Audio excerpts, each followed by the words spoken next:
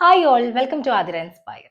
നമ്മൾ പുതിയൊരു വർഷത്തിലേക്ക് കടക്കുകയാണ്. 12 മാസങ്ങൾ കഴിഞ്ഞിട്ട്, ഇത്തിരി 365 ദിവസങ്ങളും കഴിഞ്ഞിട്ട് പുതിയൊരു വർഷത്തെ വരവേൽക്കാൻ ഒരുങ്ങുമ്പോൾ പുതിയ പ്രതീക്ഷകളും പുതിയ തീരുമാനങ്ങളും ഒക്കെ നമ്മൾ എടുത്തിട്ടുണ്ടാകും. മനുഷ്യന്റെ മനസ്സിന് പൊതുവെ പുതിയതിലേക്ക് ഒരു അടുക്കാൻ ഒരു ടെൻഡൻസി ഉണ്ട്.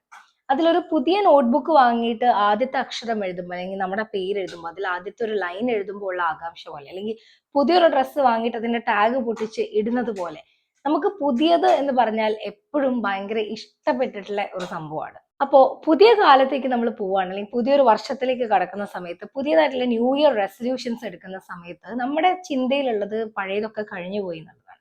35 വർഷത്തിന് മുകളിലായിട്ട് കൊച്ചിക്കാർക്കുള്ള, അല്ലെങ്കിൽ നമ്മുടെ മലയാളികൾക്ക് കേരളീയർക്കുള്ള ഒരു ഒരു കാര്യമാണ് കൊച്ചിയിലുള്ള പാപ്പാഞ്ഞീനെ കത്തിക്കുന്നത്. കഴിഞ്ഞ വർഷത്തെ തിന്മ മുഴുവൻ നശിച്ചു പോയി, ഇനി പുതിയ നന്മകളാണ് നമ്മളെ കാത്തിരിക്കുന്നത് എന്നുള്ളൊരു പ്രതീക്ഷ. ജീവിതത്തിൽ അതുപോലുള്ള ഒരു പ്രതീക്ഷയാണ് വേണ്ടത്. കഴിഞ്ഞ വർഷത്തില് നമ്മളെ വേദനിപ്പിക്കുന്ന ഓർമ്മകൾ, നമ്മളെ വേദനിപ്പിച്ചിട്ടുള്ള വ്യക്തികൾ, വേദനിപ്പിച്ചിട്ടുള്ള സംഭവങ്ങൾ, സാഹചര്യങ്ങൾ മറന്നുകൊണ്ട് പുതിയ പ്രതീക്ഷയിലേക്ക് ഒരു കാലെടുത്ത് വെക്കാൻ നമുക്ക് നോക്കാം.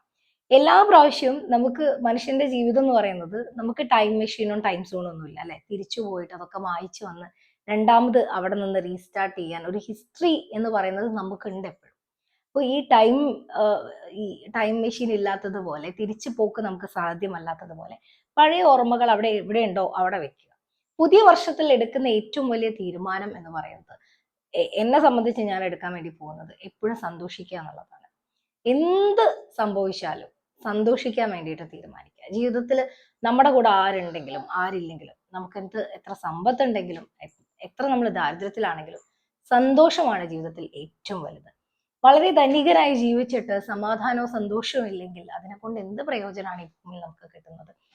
നമുക്ക് ജീവിതത്തിൽ സന്തോഷിക്കാൻ കുറേ കാര്യങ്ങൾ ഉണ്ടാകും.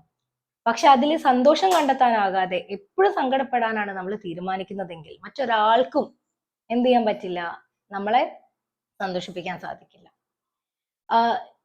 മനോഹരമായ ഒരു ഷൂസ് ഇല്ല എന്ന് പറഞ്ഞിട്ടുള്ള ഒരു കുട്ടി കാലുകളില്ലാത്ത മനുഷ്യനെ കണ്ടപ്പോ, അയ്യോ, ഞാൻ എന്തിനാണ് ഷൂസിന് വേണ്ടി പരിതപിച്ചത് എന്ന് തോന്നിയതുപോലെയാണ്.